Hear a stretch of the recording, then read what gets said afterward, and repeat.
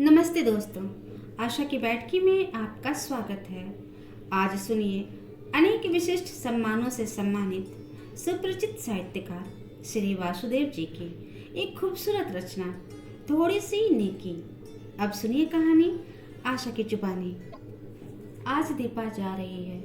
पूरे घर में बल्कि पड़ोस में भी उसके जाने की चर्चा है। घर के सारे लोग उसके जाने से दुखी हैं। सबसे ज्यादा दुखी तो मैं हूँ। सोचती हूँ उसके जाने से मैं एकदम से पंगु ही हो जाऊंगी। पंगु यानी हैंडीकैप्ड। लेकिन दूसरा विकल्प भी तो नहीं है सामने।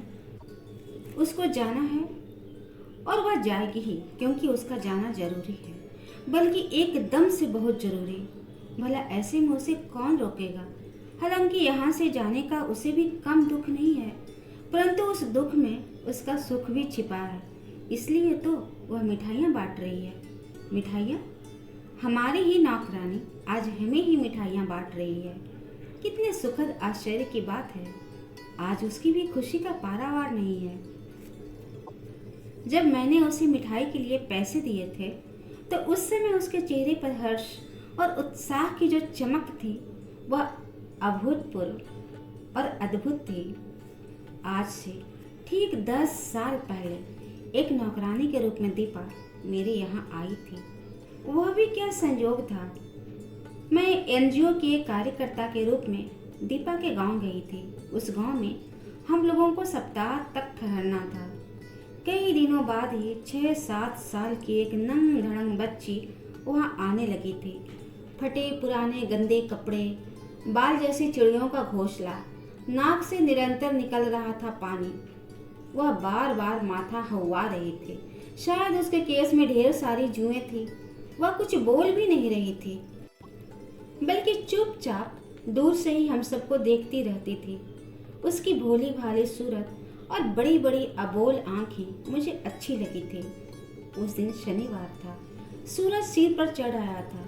ठीक दोपहरी हम लोग प्राथमिक पाठशाला के ओसारे में पर बैठी खाना खा रही थी कि तभी मैंने देखा वह पेड़ की ओट से इधर ही निहार रही थी। जब मेरी नज़र उस पर पड़ी तब मैंने इशारे से उसे अपने पास बुलाया, परंतु वह आती क्या, वह तो वहां से भागने लगी। भागने के क्रम में उसका फटा पुराना बिना डोरी का पैंट खुल गया, जिसमें उसके पांव फंस गए और वह कीचड़ में गिर गई। अरे बाबा, ये क्या हुआ? मैं अपने को रोक न सकी, हड़बड़ा कर उठी, हाथ धोकर उसके पास दौड़ गई। उसे उठाया, पास बहते पानी में उसके हाथ पांव धोए, फिर उसे अपने साथ लाकर अपनी थाली उसकी ओर बढ़ा दी। भोजन तो कोई खास नहीं था, वही चावल और पालक आलू की सब्जी। शायद वह बहुत भूखी थी। वह मेरे हिस्से का पूरा भोजन खा गई। भोजन से उसका पेट निकल आया था। वह खाते खाते अस्त व्यस्त हो गई थी, पर थाली का पूरा भोजन चट करने के बाद ही उसने दम लिया। उसकी भूख और भोजन के ऊपर भूखे भेड़िए की तरह उसका टूटना, हम लोग हतप्रभ थे। भोजन पर टूटी बच्ची। आज तो इसका पेट भर गया, पर कल कितनी तरह की बातें दिमाग में कौंधने लगी थी। दूसरे दिन सुबह ही हम लोगों को निकलना था। जाने की तैयारी में हम लोग करने लगी थी। बस पकड़नी थी। स्कूल से 10 मिनट का पैदल रास्ता था। जब हम लोग चलने को हुए तो ना जाने वह कहाँ से आ टपकी। ईश्वर, वह थोड़ा साफ सुथरा कपड़े में थी। बाल भी शायद धोए हुए थी काली मिट्टी से, क्योंकि अभी भी उलझे हुए थे। कान के गड्ढों में काली मिट्टी लगी थी। उसने मेरी उंगली पकड़ ली और साथ साथ चलते हुए कहा, हमको भी साथ लेती चलो ना, तुम्हारा सारा काम कर दूंगी, बदले में हमें पढ़ा देना।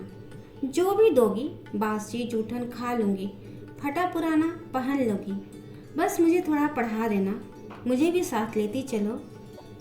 बिल्कुल रटी रटाई बातें, जैसे किसने सिखा पढ़ा कर भेजा हो।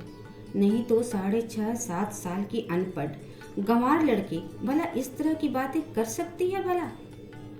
और फिर अपनी पढ़ाई के बारे में इतनी सोच कैसे हो सकती है?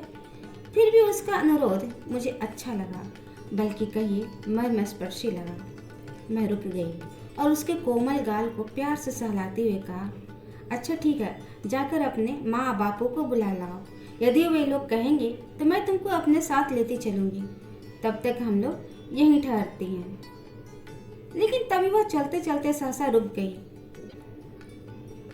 और सिर उठाकर मेरी ओर देखते हुए बोली, बाप तो नहीं है? नहीं है? कहाँ गया? मर गया, उसने बड़ी सहजता से जवाब दिया, जिसे सुनकर मैं अंदर तक हिल गई और उसे निहारने लगी। बाप भी नहीं है तो फिर अकेली माँ कैसे घर गृहस्थी चलाती होगी? पर यह सब सोचने का वक्त कहाँ था हमारे पास। हमने कहा, ठीक है, माँ को ही बुला लाओ। मेरे मुख से इतना निकलना था कि वह दौड़ कर गई। मैं देर तक उसी के बारे में सोचती रही। अब तक गरीबी के बारे में सुनती रही थी, आज देख रही हूँ। मुझे कुछ विचित्र तरह का अनुभव हो रहा था। कभी लगता यह बच्ची मेरे पाँव की बेड़ी तो नहीं बनती जा रही है, तो कभी अंदर से आवाज आती कि क्यों ना इसे छोड़कर आगे बढ़ा जाए। तभी पाँव जम जाते और आत्मा पुकार पुकार कर कहती कि इस मासूम निर्धन बच्ची को छोड़कर जाना घोर अपराध होगा। मैं 50 के ऊपर पहुंचने को थी, परंतु इस तरह से किसी बच्ची के प्रति इससे पहले इतना अनुराग मेरे अंदर कभी नहीं जमा था। लगा था जैसे मेरे जेहन में वात्सल्य का सागर उमड़ रहा है। मेरे जेहन में ऐसा वात्सल्य का सागर पहले कभी नहीं उमड़ा है और मैं उसी में जैसे मैं डूब उब रही हूँ। तभी मैंने देखा 29 साल की एक औरत हाथ थामे वह लड़की बलखाती इठलाती इधर ही लपकी आ रही है। औरत बहुत धीरे धीरे चल रही थी, पर बच्ची के गजब की प्रफुल्लता खिल रही थी उसके आनंद पर। शायद वो उसकी माँ थी। वह आना नहीं चाहती थी, पर बच्ची थी कि उसे बलात् खींचे ला रही थी। औरत के लिबास और चेहरे से गरीबी साफ साफ दिख पड़ रही थी और इसलिए वह हमारे पास आना नहीं चाह रही थी, पर बच्ची कहाँ मानने वाली थी। सुनो, तुम इसकी माँ हो? करीब आने पर मैंने पूछा। वह कुछ बोली नहीं, अपितु उसने धीरे से अपना सिर नीचे झुका लिया। करीब करीब यही उसकी स्वीकृति थी। आज़ादी के इतने वर्षों बाद भी इस जनजातीय बहुल क्षेत्र में लोगों को साक्षर बनाना तो दूर, हम इनको बोलने बतियाने के योग्य भी ना बना सके। न जाने यह दुर्योग्य और कितने वर्ष तक रहेगा।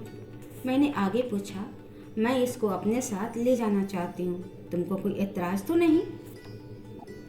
लेकिन इस बार भी उसने कोई जवाब नहीं दिया, लेकिन धीरे से अपना सिर जरूर हिला दिया था। उसकी चुप्पी पर मैं हैरान थी, पर हैरान होकर भी क्या करती। आगे कहा, देखो तुम चिंता न करना, बढ़िया से रहेगी घर में, बिल्कुल मेरी बच्ची की तरह। वहाँ रहकर यह पढ़ेगी लिखेगी भी। मैं हर माह कुछ पैसे भेज दिया करूँगी। हाँ, बीच बीच में यह आती रहेगी, मन होगा तो तुम भी आती जाती रहना। लेकिन मेरे लिए आश्चर्य की बात तो यह थी कि इस बार भी उसने कुछ नहीं बोला। हाँ, उसने आगे बढ़कर प्यार से बच्ची को चूमा, फिर उसे समझाते हुए उसके कान में धीरे से कुछ कहा और बच्ची का हाथ मुझे थमाकर वहाँ से जाने लगी। तभी मैंने लपक कर उसके हाथ में 100 के 5 पत्ते पकड़ा दिए। उसने दोनों हाथ जोड़कर प्रणाम किया और तेजी से आगे बढ़ गई। मैं बच्ची के साथ अपने घर को चल पड़ी। उस बच्ची को पाकर मेरी माँ को बेहद खुशी हुई थी। उसे लगा था जैसे वर्षों पूर्व कोई बेटी अचानक उसे मिल गई हो।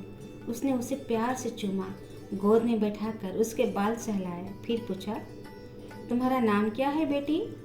दीपा, उसने झट से जवाब दिया। दीपा बहुत बढ़िया नाम है, छोटा भी और मीठा भी। फिर तो माँ उसके साथ घुलती ही चली गई थी। मैं जब ऑफिस चली जाती थी तो दिन भर मेरी बुढ़ी माँ घर पर बिल्कुल अकेली पड़ जाती थी। गैर सरकारी संगठन से जुड़े रहने के कारण कभी कभी बाहर भी जाना पड़ता था। तब उसकी देखभाल के लिए भतीजी आदि को रख कर जाना पड़ता था। पर वह भी जब स्कूल चली जाती थी तो माँ की भी फिर वही से एकाकी जिंदगी और तन्हाई हो जाती थी। पर दीपा के आ जाने से माँ का अकेलापन तो दूर हो ही गया था, मुझे भी उससे बहुत मदद मिलने लगी थी। फिर तो धीरे धीरे घर का सारा काम वही संभालने लगी थी। वह स्कूल भी जाती थी तो घर का सारा काम निपटा कर जब शाम को स्कूल से वापस आती थी तो चाय नाश्ता के बाद ही घर के काम में जुट जाती थी और देर तक जुटी ही रहती थी। थोड़े ही दिनों बाद से हम सबके साथ वह काफ़ी घुल मिल गई और वह हमारे परिवार की एक महत्वपूर्ण सदस्य बन गई थी। टीवी से उसे बहुत लगाव था। जब मौज मस्ती में होती थी तो हम दोनों को धारावाहिक की कथा बड़े चाव से सुनाया करती थी। हमने उसका सारा खर्च अपने ऊपर उठा लिया था। हर माह उसके घर पैसे भेज देती थी। एक दिन भी देर होती थी तो माँ मुझे टोक देती थी। मुझे भी लगता था कि महीना लगते ही माँ का ध्यान इधर ही लगा रहता होगा। समय से पैसे भेज देती थी। साल लगते 100-125 रुपये बढ़ा देती थी।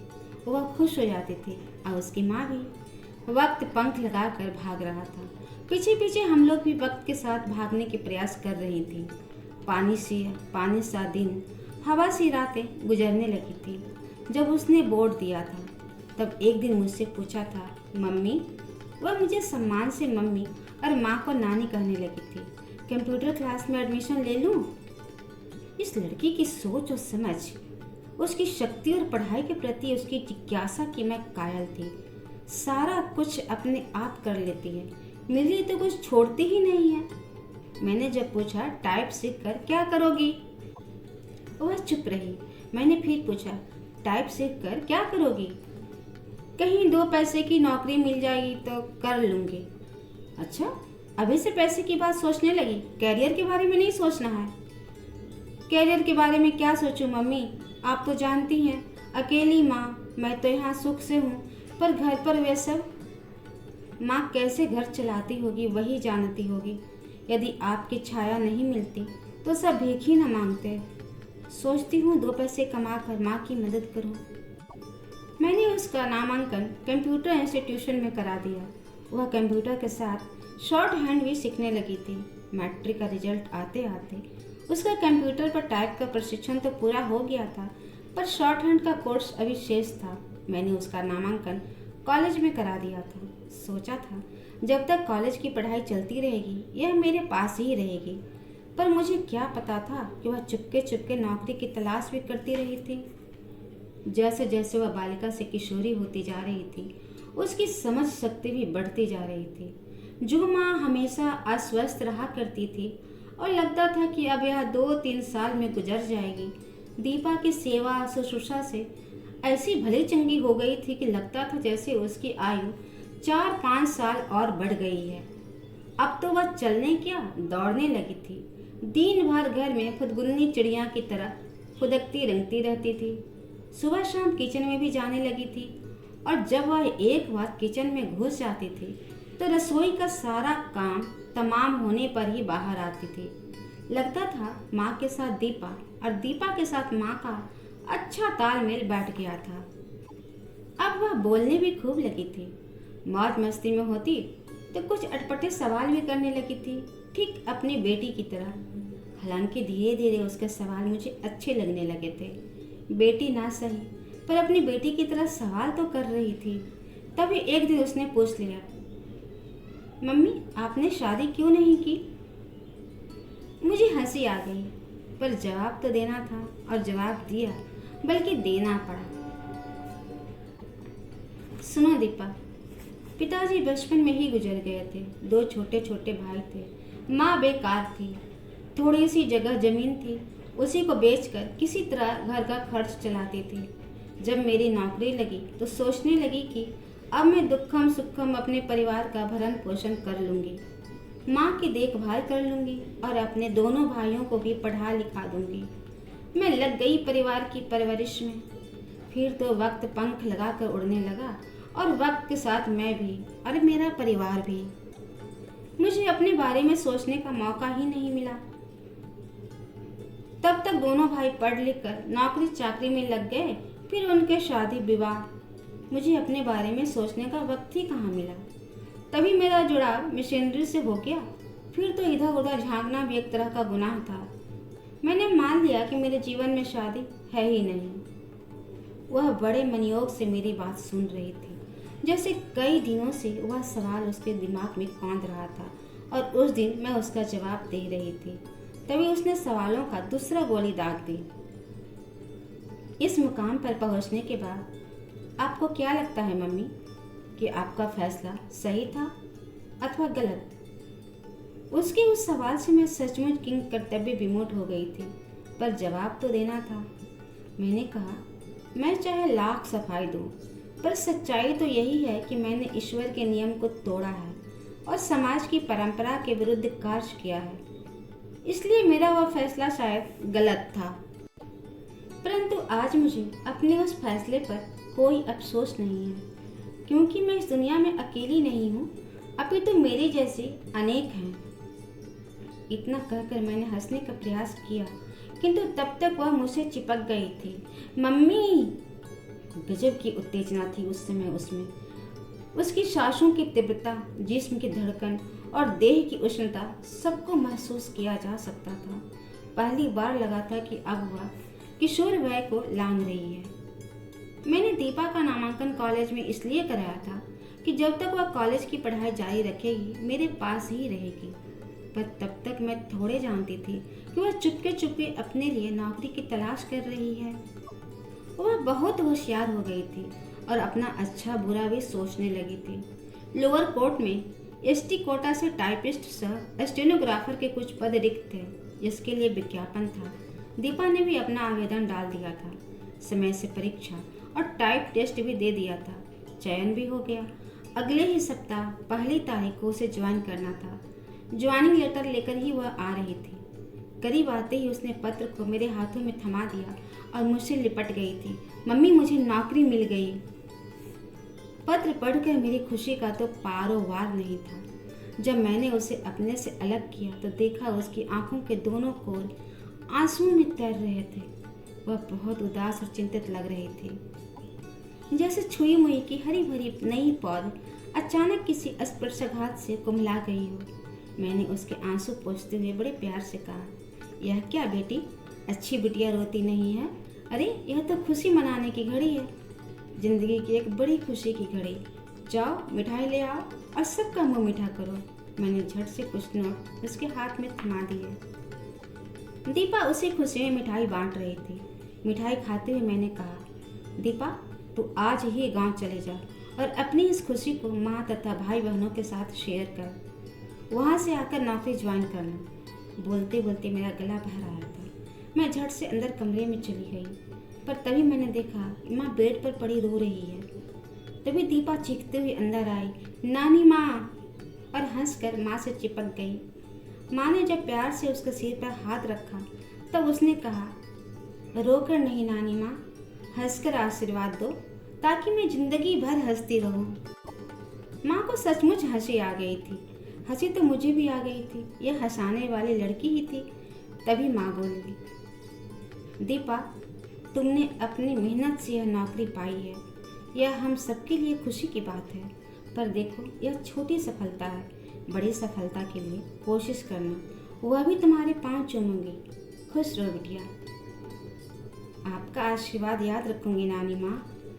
दीपा के पास समय कम था। वह झटपट तैयार होकर घर से निकल गई, पर पूरा घर ही नहीं, हम दोनों माँ बेटी के हृदय भी सूने करके चली गई, जिसमें उसके लिए ढेरों प्यार था।